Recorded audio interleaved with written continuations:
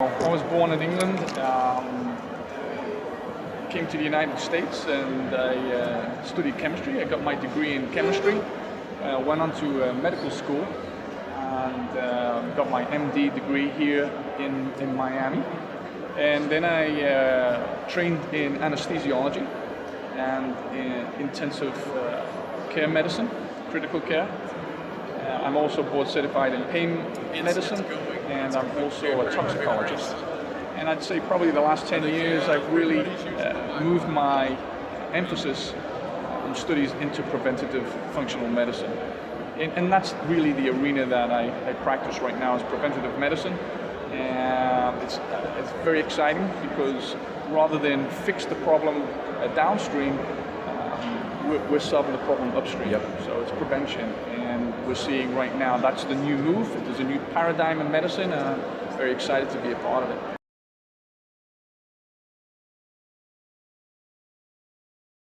Well, astaxanthin is a carotenoid. So it belongs to the same family as beta-carotene, zeaxanthin, lutein, and lycopene. Lycopene is the red pigment in tomatoes, and beta-carotene is the orange in carrots. Zeaxanthin is the yellow in corn. So that's the carotenoid family. And they all have the ability to, they're all antioxidants.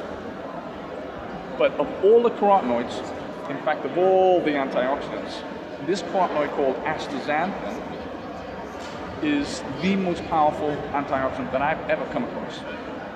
And the science is really showing that yes, it is the strongest, most powerful antioxidant that we have. So once again, it's a carotenoid, and carotenoids are pigments that give our plants and our fruits colors, but they have another capacity. They're antioxidants. And astaxanthin is one of these antioxidants. It just happens to be the best, the brightest, and the biggest.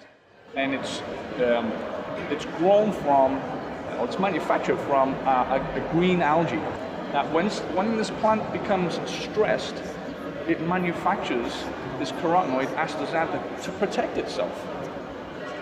And we are able to harvest that astaxanthin, and now we can actually utilize the same tools, the antioxidant ability of this great carotenoid, astaxanthin, to help us and prevent problems, diseases that are caused by free radicals. And astaxanthin is just a great tool.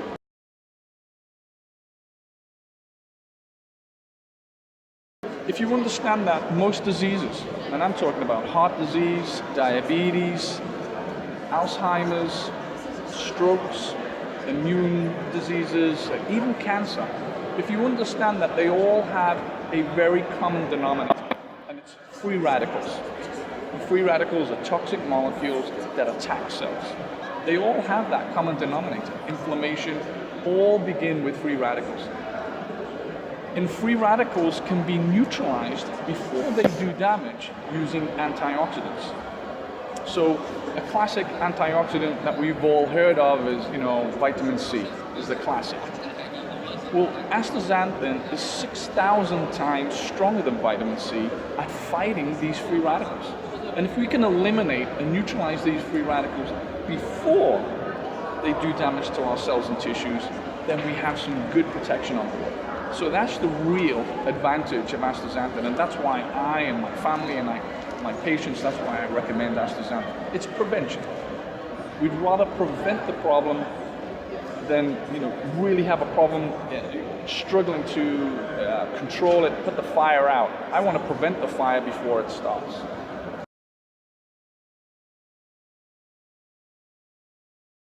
And that's a great question, because the astaxanthin market, because of its great capacity, is exploding, and everybody wants to have astaxanthin. And so the source of astaxanthin is key.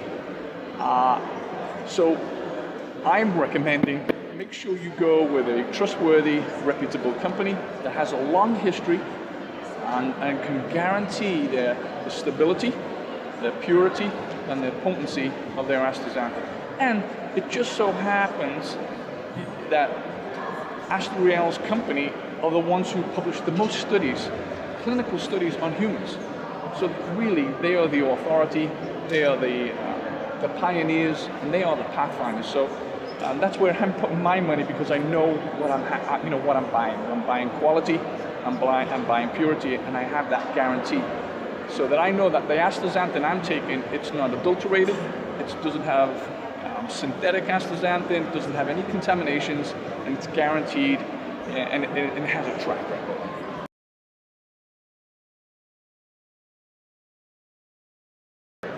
Astaxanthin is really still making its presence in the market. We're still learning about it, and fish oils have been around for 30 years. And I'd like to remind you that when fish oils first came out 30 years ago, they had a similar start as we have it now with astaxanthin. It's getting the information out, it's getting the human studies, all the results from the human studies out to the public so that they become aware and educated. We're arriving there. So yeah, omega-3s, they got out of the blocks a little earlier than we did. With regards to krill oil, there's a little bit of misinformation. The krill oil contains a very small amount of astaxanthin, okay, very small amount. And I don't want to get too technical. The type of astaxanthin, the molecular structure of the astaxanthin in the krill is a little different also. So the astaxanthin that we're talking about is the astaxanthin made by the algae, and it's pure. It's far more potent. If I was to measure. If I was to take 1 gram of krill and 1 gram of algae and measure how much astaxanthin, the power of it, the krill would be something like 120 parts per million, whereas the H. pluvialis, the algae, would be 40,000 parts per million, far more potent, far more concentrated, and really it is the original source because it is the original manufacturer. So you can't really compare krill. Krill isn't as potent as astaxanthin, and the H. pluvialis algae, being the original manufacturer, you might as well go right to the manufacturer and buy, get the real, pure, potent, most concentrated form of astaxanthin, and that is from the H. pluvialis algae.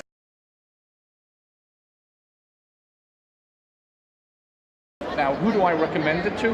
I recommend it to everybody who needs protection. So if someone asks me, well, who needs protection?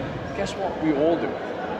We're so exposed to free radicals, reactive oxygen species, these toxic molecules in the environment, our food, biocides, pesticides, heavy metals, the air we breathe.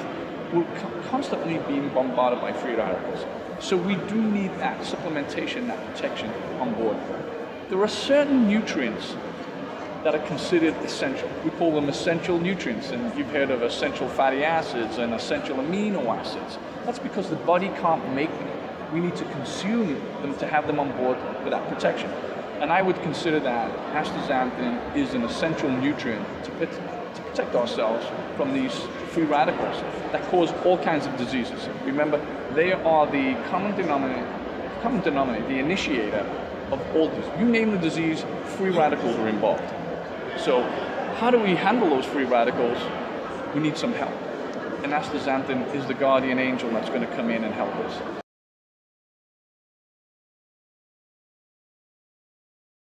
So I'm recommending for people for general antioxidant coverage anywhere from 4 to 8 milligrams. People who have a cardiac history or are concerned about cardiac health or worried about a stroke, they have someone in their family who's had it, and more in the middle age and in the zone of watching their cholesterol, 12 milligrams. And the reason I say 12 milligrams is that's what the published data shows, that people who take 12 milligrams have better cardiovascular protection. But for the general public and for yourself, I would say anywhere from 4 to 8 milligrams. You take it with food so there's better absorption and get that, blanket antioxidant coverage.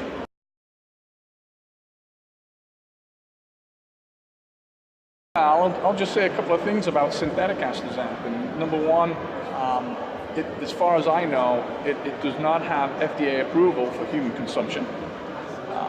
Number two, they have not done human clinical safety studies, long-term safety studies with synthetic, so I don't know what the long-term studies or the long-term safety of synthetic is. I haven't seen any evidence. And thirdly, it's made of petrochemicals. And so, vinyl butanol, which is an ink and used for paints. I mean, these are the chemicals that are used for the manufacture of synthetic. Versus natural astaxanthin is a green plant, light, water, and minerals.